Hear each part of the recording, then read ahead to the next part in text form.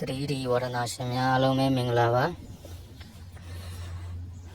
ကျွန်တော်တို့တစ်ချိန်မှာတော့ကျွန်တော်တို့ခွန်ကိုနောက်သွဲရှစ်ပရိတ်နှစ်ခွန်ကိုတဲမင်းအော်နှစ်ကိုခွန်ရန်ဆိုပြီးတော့ကျွန်တော်တင်ပေးခဲ့တယ်ပေါ့နော်ဒါပေမဲ့ကိုခွန်နှစ်ဆိုပြီးတော့အာဘက်ကနေပြီးပဲထွက်သွားတယ်ကျွန်တော်တို့ဒီနှစ်ချိန်မှာလဲရှေ့တွဲအငိမ်ဆိုင်ကလေးပေါ့နော်ရှေ့တွဲဆိုင်ကလေးတော်တော်ကောင်းတယ်ပေါ့နော်ဒီဆိုင်ကိုကျွန်တော်ခုပြပေးမယ်မိတ်ဆွေတို့အနေနဲ့တခြားလေးအဆုံးထိတခြားလေးလိုက်ကြည့်ပေးမယ်ပေါ့နော်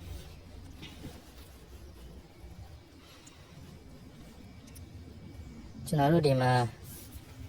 ရှစ်ပိတ်နဲ့လေးထိန်းနဲ့ပေါင်းရင်နှစ်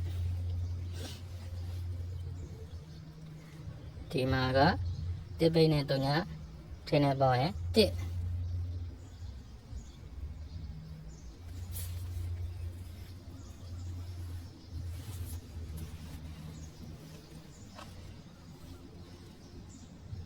ဒီမှာသုံးပိတ်နဲ့ခွန်ထိန်းနဲ့ပေါင်းရင်တုံညာ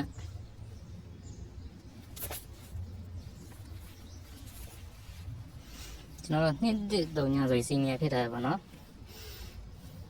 ဒီမှာလည်းကျွန်တော်တို့ဒီတိုင်းပဲဆက်ယူမယ်နှစ်တစ်တုံညာလို့စီနီယာဖြစ်တယ်နှစ်တစ်တုံညာပြီးကျွန်တော်တို့ကိုးဖြစ်အောင်ဒီတုံညာပိတ်နဲ့ကိုးထဲမှာကျွန်တော်တို့ကိုးထိတ်ကိုးလို့ဖြစ်မှာပေါ့နော်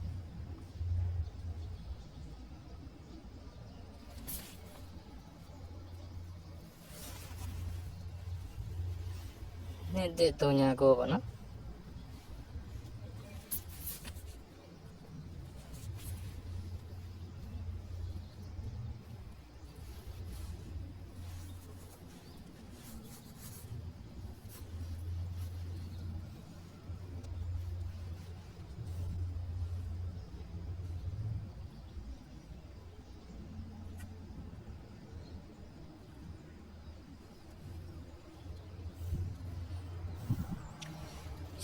ရှစ်ပိတ်နဲ့လေးထိပ်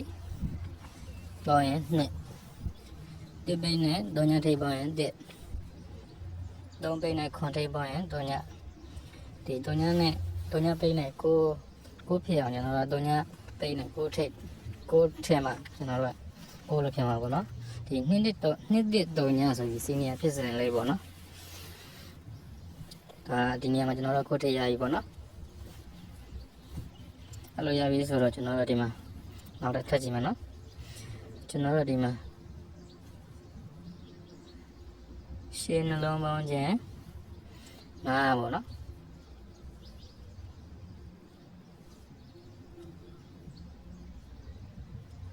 ရှင်းနှလုံးပေါင်းခြင်း5ဒီမှာရှင်းနှလုံးပေါင်းခြင်း6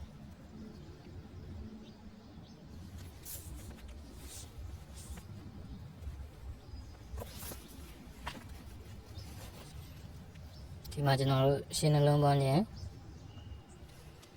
ခွန်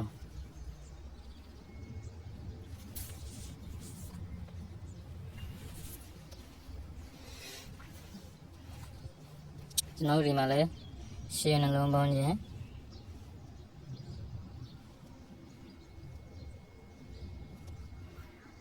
ရှစ်ပေါ့နော်စီနီယာဖြစ်စဉ်လေးပါပဲရှင်းနှလုံးပေါင်းခြင်း5ရှင်းနှလုံးပေါင်းခြင်း6ရှင်းနှလုံးပေါင်းခြင်း9ရှင်းနှလုံးပေါင်းခြင်း10ပေါ့နော်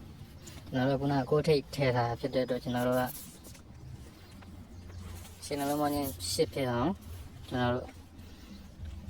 ကိုးလေလို့ထပ်ထည့်မယ်ပေါ့နော်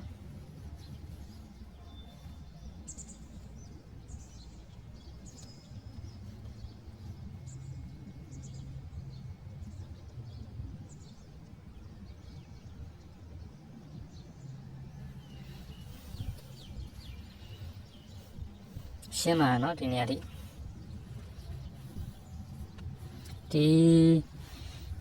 ရှင်းနှလုံးပေါင်းခြင်း8ဖြစ်အောင်နောက်ထပ်ပြီးရင်ကျွန်တော်တို့ကဒီရှင်းနှလုံးပေါင်းခြင်း5ရှင်းနှလုံးပေါင်းခြင်း6ရှင်းနှလုံးပေါင်းခြင်း9ရှင်းနှလုံးပေါင်းခြင်း8လို့ဖြစ်တယ်ပေါ့နော်ဒီလိုဖြစ်တာနဲ့ဒီရှင်းနှလုံးပေါင်းခြင်း5 6 9 8ကဘယ်လာလဲဆိုတော့ကျွန်တော်တို့ ဆက်ပြမယ်နော်ကျွန်တော်တို့ခုနကရှေ့နှလုံးပေါင်းခြင်း9ရှေ့နှလုံးပေါင်းခြင်း6ရှေ့နှလုံးပေါင်းခြင်း9ရှေ့နှလုံးပေါင်းခြင်း10အဲ့ဒီဟာတွေကကျွန်တော်တို့ဒီကနေလာပါတော့ဒီရှေ့နှလုံးပေါင်းခြင်း9ကဒီ9ပေကနေလာပါတော့ရှေ့နှလုံးပေါင်းခြင်း6ကကျွန်တော်တို့ဒီ6ပေကနေလာတယ်ရှေ့နှလုံးပေါင်းခြင်း9ကဒီ9ပေကနေလာတယ်ရှင်းနှလုံးပေါင်းခြင်း8ကကျွန်တော်တို့ဒီ8ပိတ်ကနေလာတာပေါ့နော်အဲမှဒီမှာ96ခွန်8ပိတ်တယ်ပေါ့နော်အဲ့ဒီ96ခွန်8ကိုကျွန်တော်တို့ဘယ်လိုထပ်လုပ်ထားလဲဆိုတော့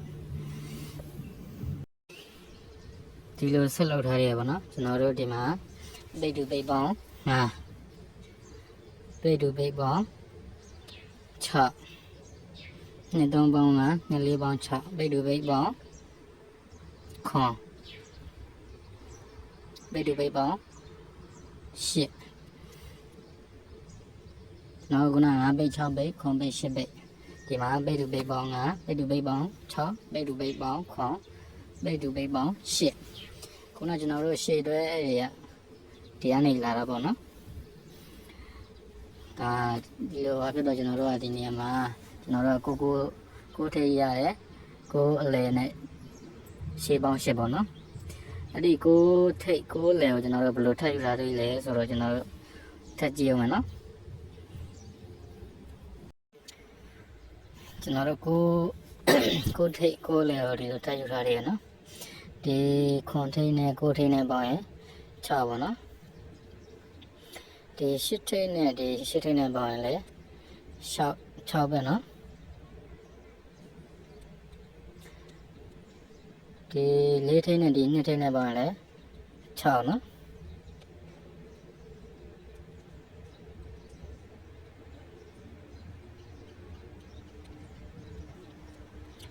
ဒီ9ထိပ်နဲ့ဒီ9ထိပ်နဲ့ပေါင်းရင်လည်း6ပေါ့နော်6ဖြစ်ခြင်းနေပေါ့နော်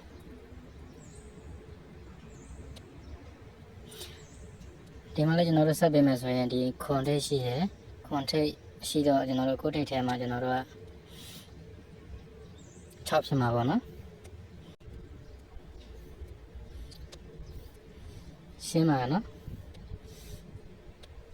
ကျွန်တော်တို့ဒီနောက်ထပ်9ထိပ်ရပြီဆို9လဲဆိုင်ပါနော်9လဲတိုင်းဆက်ပြမယ်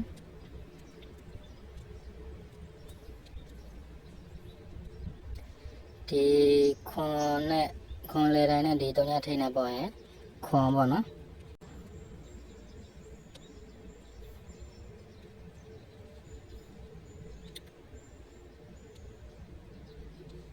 ဒီမှာ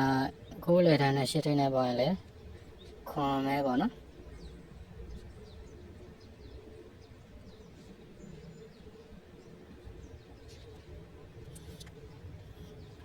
ဒီ9လဲတိုင်းနဲ့2ထိပ်နဲ့ပေါ့ရင်လေခွန်နော်ဒါခွန်ဖြစ်ချင်းနေပေါ့နော်ဒီမှာလဲ3ညလဲတိုင်းနဲ့ခွန်ထိပ်နဲ့ပေါ့ရင်ခွန်ပေါ့နော်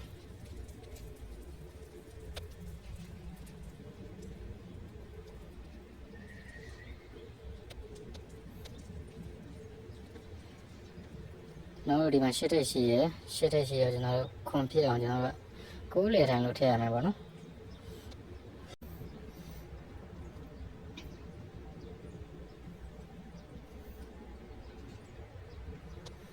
ဒီမှာကျွန်တော်တို့ခုနလဲစောစောကြတာလဲကျွန်တော်တို့9ထိပ်9လဲရှင်းနှလုံးပေါင်း8ရှင်းနှလုံးပေါင်း8ဒီမှာလဲကျွန်တော်တို့9လဲ9ထိပ်ဆိုင်ပါနော်ဆက်ပြီးမယ်ဆိုရင်ကျွန်တော်တို့9လဲ9ထိပ်ပါနော်9ထိပ်9လဲရှင်းနှလုံးပေါင်းမဲဆွေတို့နေနဲ့